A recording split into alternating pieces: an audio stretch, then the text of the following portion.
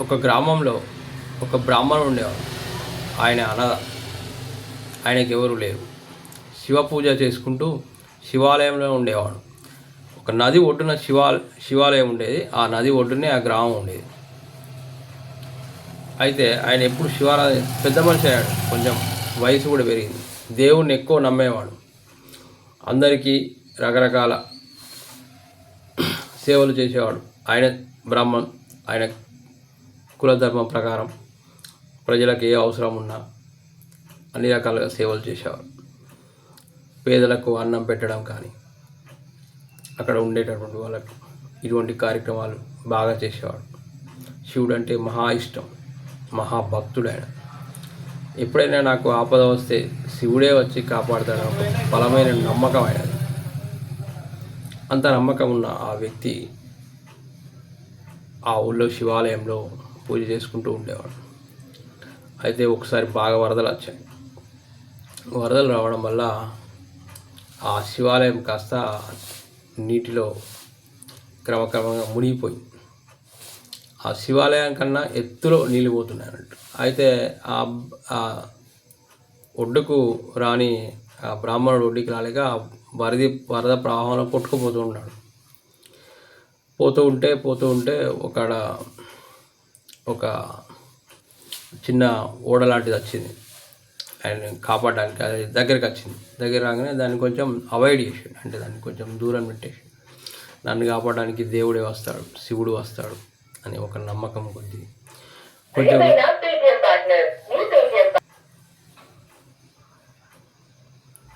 అంత తర్వాత దాన్ని అవాయిడ్ చేసాడు.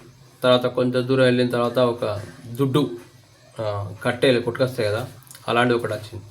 అది పట్టుకొని కూడా బయటకు వచ్చే అవకాశం వచ్చింది. దాన్ని కూడా బ్రాహ్మణుడు వినియోగించుకోలేకపోయాడు. నన్ను ఎలా అయినా శివుడు వచ్చి కాపాడుతాడని. తర్వాత ఇంకా అలా కొట్టుకపోతుంటే ఒక పెద్ద హెలికాప్టర్ వచ్చింది పైనుండి. అందులో వేరే మిలిటరీ ఆర్మీ వచ్చారు. వేరే మన భాష రాని వాళ్ళు వచ్చి అతన్ని కాపాడే ప్రయత్నం చేశారు. ఒక పైనుండి స్టెప్స్ నిచ్చెన అది వేసిరు. పైకి ఎక్కి రమ్మని ఇట్లా సైకిల్ చేసిరు. వాళ్ళు తెలుగు రాదు కదా వాళ్ళకి. అయినా కూడా ఇతను దానికి కోఆపరేషన్ చేయాలి. కొట్టుకుపోయి తర్వాత కూర్చోబడి చనిపోయాడు. చనిపోయిన తర్వాత బ్రాహ్మణుడు పూజలు చేసిండు. గొప్ప వ్యక్తి. ఆయన ప్రజలకు సేవ చేసిండు. అన్ని రకాలుగా చేసిండు కాబట్టి స్వర్గానికి పోయాడు. పోయి కూర్చున్నాడు అక్కడ, అలిగిండు. దేవుడు నన్ను కాపాడడానికి రాలేదు. అయితే శివుడు వచ్చి చూస్తాడు. ఏంటి మాట్లాడడం లేదు ఇట్లా అడుగుతారు కదా, ఏమైందంటే ఇద్దరు మాట్లాడడం లేదంటే ఏంటి నీ ప్రాబ్లం అదే అడుగుతాడు. శివుడు వచ్చి అడిగాడు.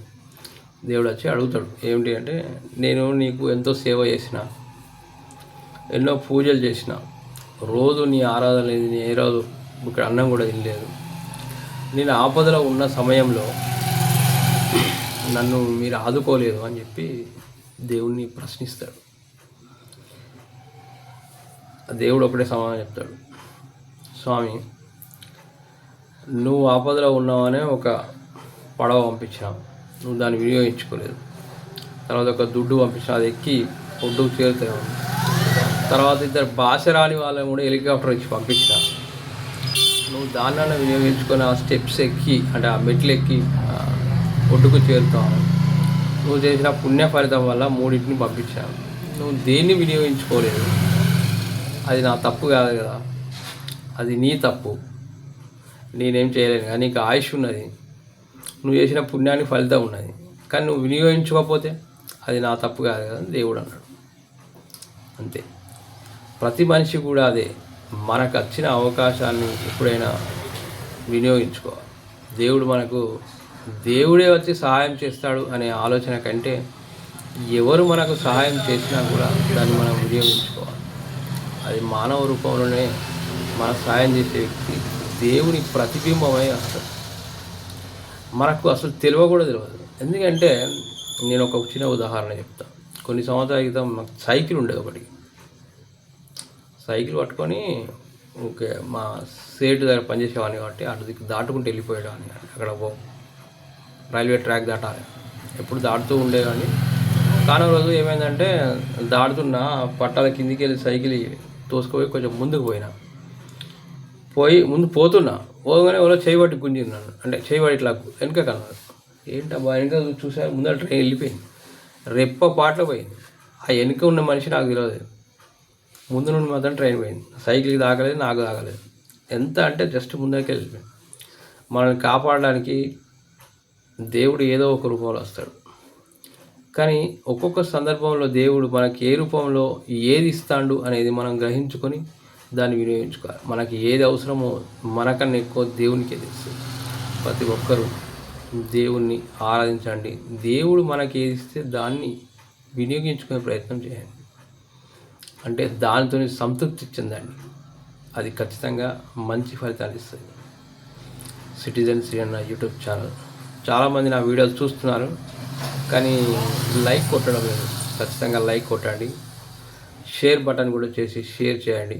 10 మందికి పంచితే ఎక్కువ మందికి పోవడానికి అవకాశం ఉంటుంది. లైక్ చేయండి, షేర్ చేయండి, అలాగే నా ఛానల్ సబ్స్క్రైబ్ చేయండి. Thank you for watching. Good night.